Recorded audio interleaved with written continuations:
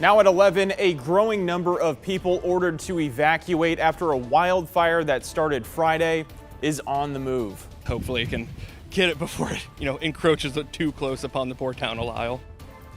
Plus, a heavy police presence in southeast Portland uncovers a deadly stabbing. These patrol officers were absolutely heroic in the response here. And the latest on a search and rescue mission after a group of people in Deschutes County go over a waterfall.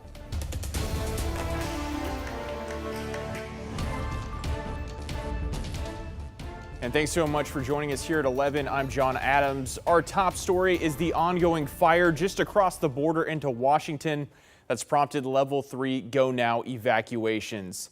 The Burdoin fire has grown to more than 6,500 acres since it was first spotted Friday afternoon. In an update tonight, officials confirm the fire has destroyed more than a dozen buildings with hundreds more threatened. Let's take a look now at the latest evacuation map, which has continued to expand throughout the day. Nearly 300 people are responding, with work continuing overnight. Arceline Stevens has been in the gorge all day. I was in the town of Lisle this afternoon as people were evacuating due to that level 3 evacuation notice, and that's when you could really smell the smoke and see the effects of this fire. And even now on the Oregon side of the Columbia, that thick smoke remains behind us. Helicopters and planes have been coming to scoop the water from the river up to use it to fight the fire, with crews working all day long as the Burdoin fire has spread far beyond 1,200 acres. You can see it literally all the way up that crest was just flames there for, a couple hours at the very least. The Burdoin fire began burning in Klickitat County Friday afternoon. 2, 3 o'clock somewhere in there, we just started seeing this giant pillar of smoke pulling up over the hill, and you could even see the flames at that point. It was just cresting just right over. All it takes is an ember for the wind to take it, and it ignited that, and then it's been fast moving ever since. Strong winds in the area not helping as crews attacked the flames from the sky and from the ground as the fire continued to spread to the east and north. At this point, we're bringing in more attack crews, hand crews, to really get out there on the line. We've got air resources that are already at work out on the landscape, and so we'll be scaling up throughout the day. By the end of the day today, we should have about 250 resources on the fire. The Southeast Washington Type 3 Incident Management Team took control over the firefighting efforts early Saturday. We are protecting structures on the fire. There are several hundred structures that are within the area. The level of threat differs depending on which part of the fire that they're on. It forced the closure of portions of State Route 14 and State Route 142 by Saturday afternoon, plus multiple evacuations that continued growing, including a level 3 evacuation in Lisle, impacting many, like this man's parents. They live over in Lisle, and I just got a phone call from them maybe 20 minutes or so, and they're going through town telling everybody to evacuate. The fire, spanning over 1,000 acres, believed to have burned at least one home, according to a witness who says he spoke with the man who lived there. And you could sort of see a skeleton of a house just on fire, and it was super clear, and he was watching it and taking pictures. The whole thing probably took like 30 minutes, which actually kind of seemed like a long time, but when you think about it, it's like years of work are just gone in half an hour. The incident management team told me the exact amount of acres can't be confirmed at the moment because right now their primary focus is getting a handle on the fire and stopping the spread. But again, it's far beyond 1,200 acres. Now, for those in need of emergency shelter, the Red Cross currently has 2 available, one at Columbia High School in White Salmon and the other at the Dalles Middle School. In addition to portions of State Route 142 and 14 being closed, Centerville Highway is also dealing with closures. To find out if you're in an evacuation zone, you can go to the Klickitat County's emergency management page and also stay up to date with the latest updates at KGW.com. In Mosier, Celine Stevens, KGW News. And those strong winds have been moving through the Columbia River Gorge for most of the day today. Let's bring in meteorologist Joe Ranieri with the latest conditions and what they're going to be heading into tomorrow. Joe? Yeah, John, we've seen those gusts pretty much anywhere from 30 to 35 miles an hour all afternoon and this evening, and they're not going to be dying down much the rest of tonight and into tomorrow. So here's where the winds are just going to be howling over the next 24 to 48 hours throughout parts of the Columbia River Gorge from Hood River all the way into basically Arlington and near Hermiston, anywhere from 30 to 35 mile an hour wind gusts. With that said, there could be some spots that see closer to 40 mile an hour wind gusts at times. As we go through tomorrow, it's going to be very windy, and as we go into Monday, it's going to be just as windy as well. So we'll still continue to see strong winds overnight near the area of Lisle, Washington.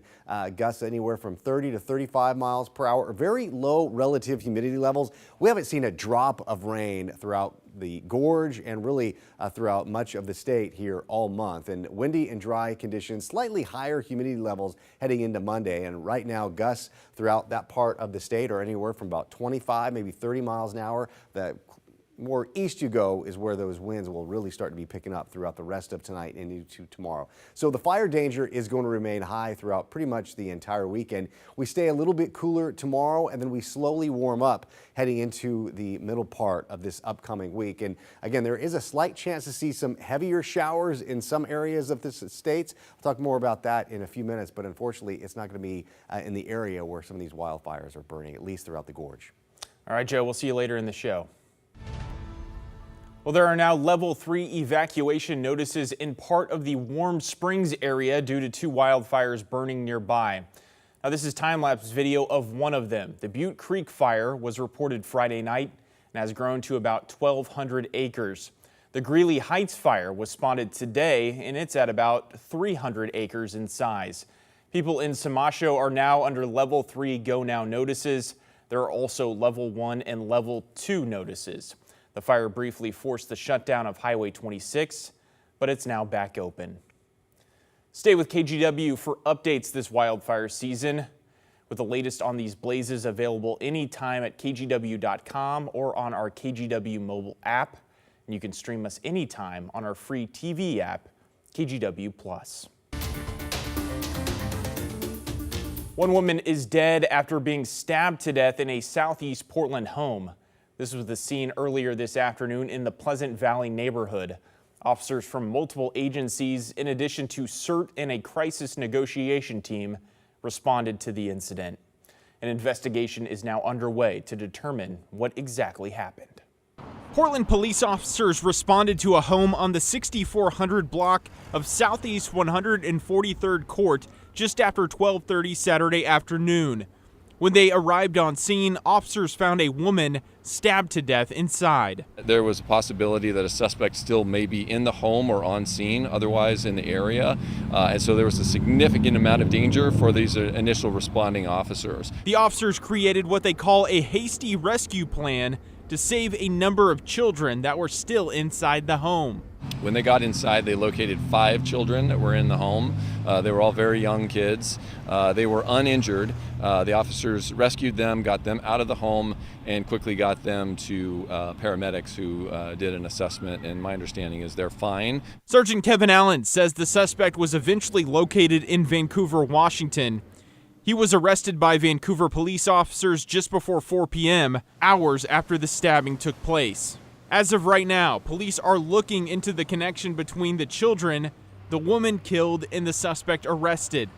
They say their current focus is on the well-being of the children who were exposed to the crime, according to PPB. Our hearts go out to these kids, and we want to, that really they're our top priority right now, to make sure that they're safe and cared for and feel like that their needs are being addressed. Police tell us the identity of the victim will be released when it's confirmed by the medical examiner, and next of kin have been notified.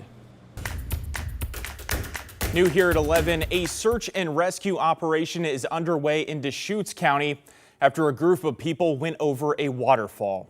Now, it happened just before 3 this afternoon at Dillon Falls on the Deschutes River west of Bend. The sheriff's office says 6 people went over the falls. 3 have been rescued and taken to the hospital. 1 was found dead. 2 more remain missing. First responders searched until sunset and will pick up the search again tomorrow morning. Also new tonight, the Clark County Sheriff's Office is investigating a crash that left a teenager dead. It happened around 7:40 this morning in East County near the intersection of Southeast 20th Street and 352nd Avenue northeast of Washougal. At this point, investigators believe a Toyota was heading west on 20th when a Kia turned in front of it. A rear passenger in the Prius, a 17-year-old girl, was taken to the hospital where she died of her injuries. The driver was also hospitalized. The Kia driver stayed on scene and spoke with investigators. They're working to find out if speed played a part. And Portland police provided an update tonight after a stabbing at an outdoor party left 4 people hurt, including a teen. Police say it happened at a pop-up outdoor rave along the East Bank Esplanade at Southeast Salmon Street. Hundreds of people were in attendance, and the Bureau says there were multiple fights happening when the suspect, 19-year-old Peter Chalukian, allegedly pulled out a knife. Chalukian was one of the 4 individuals stabbed. After he was treated, he was booked on assault charges. Police ask any witnesses they haven't spoken with to reach out.